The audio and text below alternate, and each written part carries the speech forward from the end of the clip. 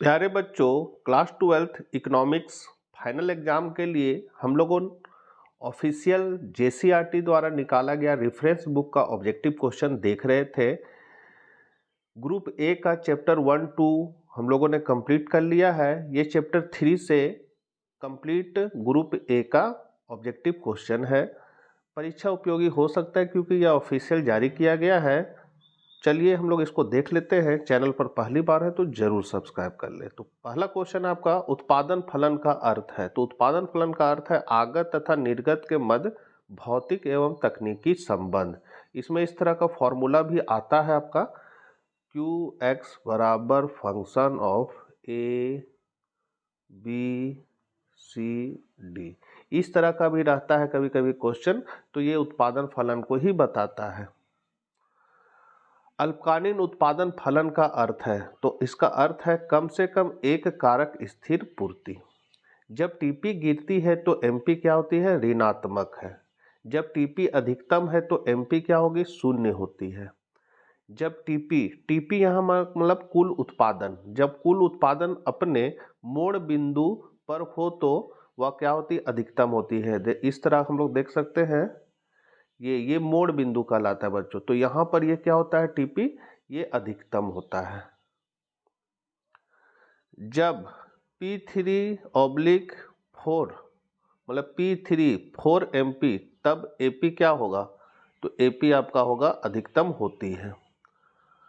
परिवर्तनशील अनुपातों का नियम लागू होता है जब उपरोक्त सभी हो जाएगा बच्चों।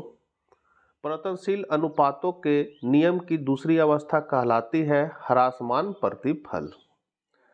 अगला चैप्टर से है भौतिक आदानों और भौतिक प्रदा के बीच संबंध को कहते हैं तो उत्पादन फलन कहते हैं। अल्पकाल में उत्पादन फलन का कौन सा नियम लागू होता है, तो परिवर्तनशील अनुपात का नियम लागू होता है। ये अल्पकाल में होता है, ठीक है। और यही रहता है कि दीर्घकाल में उत्पादन फलन का कौन सा नियम लागू होता है, तब वहां हम लोग पैमाने के प्रतिफल को लगाते हैं, बी ऑप्शन। उत्पादन की प्रथम अवस्था में तो कुल उत्पादन में बढ़ती दर से वृद्धि होती है, सीमांत उत्पादन घटता है, सीमांत उत्पादन बढ़ता है। तो डी हो जाएगा, ए और बी दोनों, मतलब ये दोनों हो जाएगा। उत्पादन प्रारंभ होने से पहले इनमें से कौन सी लागत पाई जाती है, तो स्थिर लागत। निम्न में कौन सा स्थिर लागत का उदाहरण नहीं है, तो अस्थायी श्रमिकों का मजदूरी और वेतन। पैमाने के बढ़ते प्रतिफल की दशा में उत्पादन में परिवर्तन तब होता है जब तो सभी साधनों में परिवर्तन अनुपातिक हो। स्थिर लागत को कहते हैं अल्पकालीन लागत। एक फर्म अपने स्थिर साधनों को किस अवधि में नहीं बदल सकती है, तो ये अवधि आपका अल्पकाल में। दीर्घकाल में सभी साधन बदलते हैं, अल्पकाल में नहीं बदल सकता है। कुल उत्पाद कैसे निकाला जा सकता है, तो कुल उत्पाद का फॉर्मूला क्या है, कुल उत्पाद। तो कुल उत्पाद बराबर होता है, कुल उत्पाद इसका सिग्मा एमपी होना चाहिए बच्चों। यहाँ आंसर गलत दिया है, ये आंसर खुद जेसीईआरटी ने ही दिया है, इसीलिए ये आंसर गलत दिया है। यहाँ से टीपी बराबर होता है सिग्मा एमपी। उत्पादन फलन को व्यक्त करता है, तो उत्पादन फलन को ये व्यक्त करता है, अभी जस्ट ऊपर में भी बताए थे। निम्न में कौन सा स्थिर लागत का उदाहरण नहीं है, तो अस्थायी आकस्मिक श्रमिकों की लागत। उत्पादन प्रारंभ होने के पहले निम्न में कौन सी लागत पाई जाती है, तो ये पाई जाती है आपका स्थिर लागत। वस्तु की 12 इकाइयों को उत्पादित करने पर औसत लागत 40 है। ऐसे में 12 इकाइयों के उत्पादित करने की कुल लागत क्या होगी, तो इसको इससे गुना कर दीजिए 12 को 40 से, तो आपका आ जाएगा 480। स्थिर साधनों के प्रयोग में परिवर्तन नहीं किया जा सकता है अल्पकाल में। प्रमुख लागत का दूसरा नाम है परिवर्तनशील लागत, मतलब परिवर्तनशील लागत बोला जाता है। इसको विविध अनुपात का नियम भी बोला जाता है, साधन का प्रतिफल भी बोला जाता है, प्रमुख लागत भी बोला जाता है। इसके बहुत सारे नाम हैं। परिवर्तनशील लागत का दूसरा नाम निम्नलिखित में कौन सा है, तो प्रमुख लागत ही रहेगा। उत्पत्ति के नियमों का आधुनिक रूप है, तो ये है आपका परिवर्तनशील अनुपात का नियम। उत्पत्ति वृद्धि नियम लागू होने का कारण है उपर्युक्त सभी हो जाएगा। औसत आगम को कहते हैं कीमत। कौन सी लागत शून्य नहीं हो सकती है? तो स्थिर लागत। पैमाने के प्रतिफल की अवस्थाएं होती है तो 3 अवस्था होती है, वृद्धिमान, स्थिर और ह्रासमान।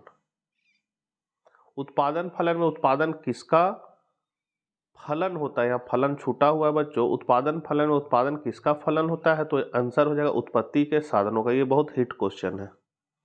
दीर्घकालीन उत्पादन फलन का संबंध निम्न में से किससे है? तो पैमाने के प्रतिफल से। अभी जस्ट ऊपर में इसको बताए थे। अल्पकालीन उत्पादन की दशा में एक विवेकशील उत्पादक किस अवस्था तक उत्पादन करना पसंद करेगा? तो ये करेगा द्वितीय अवस्था में। अवस्था को कैसे ज्ञात करना है? तो ये इस तरह का वक्र आप लोगों ने पढ़ा होगा। यहाँ से यहाँ प्रथम अवस्था है, ये दूसरा अवस्था है, ये तीसरा अवस्था है। ठीक है, तो ये दूसरा अवस्था में उत्पादन करना चाहेगा। उत्पादन के साधन क्या हैं? तो सभी हैं। उत्पादन का सक्रिय साधन, यहाँ साधन लिखा गया। उत्पादन का सक्रिय साधन है तो श्रम।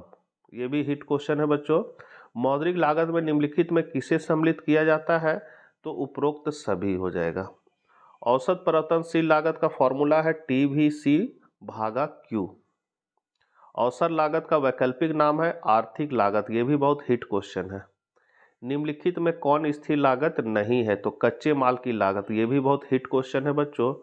किसी वस्तु का मूल्य निर्धारित होता है तो मांग एवं पूर्ति द्वारा। बाजार मूल्य पाया जाता है अल्पकालीन बाजार में। ये भी बहुत हिट क्वेश्चन है। बाजार मूल्य पाया जाता है अल्पकालीन बाजार में। निम्नलिखित में से किसने कहा था कि किसी वस्तु की कीमत मांग एवं पूर्ति की शक्तियों द्वारा निर्धारित होती? तो मार्शल। संतुलन कीमत के निर्धारक घटक निम्नलिखित में कौन से हैं? तो वस्तु की मांग और वस्तु की पूर्ति दोनों है, C हो जाएगा। यहाँ हो जाना चाहिए था A और B दोनों। ठीक, कीमत उस बिंदु पर निर्धारित होती है जहां वस्तु की मांग और पूर्ति बराबर हो। ये भी हिट क्वेश्चन है। निम्नलिखित में किसने कीमत निर्धारण प्रक्रिया में समय तत्व का विचार प्रस्तुत किया? ये भी बहुत हिट क्वेश्चन है, तो इसका हो जाएगा मार्शल ने। संतुलन की स्थिति में होता है तो यहाँ आपका हो जाएगा उपरोक्त सभी स्थिति होता है। एक पूर्ण प्रतियोगी बाजार में यदि फर्म बाजार में निर्बाध प्रवेश तथा बहिर्गमन कर सकता है तो संतुलन कीमत सदैव होती है। तो ये होगा आपको फर्मों के न्यूनतम औसत लागत के बराबर होगी।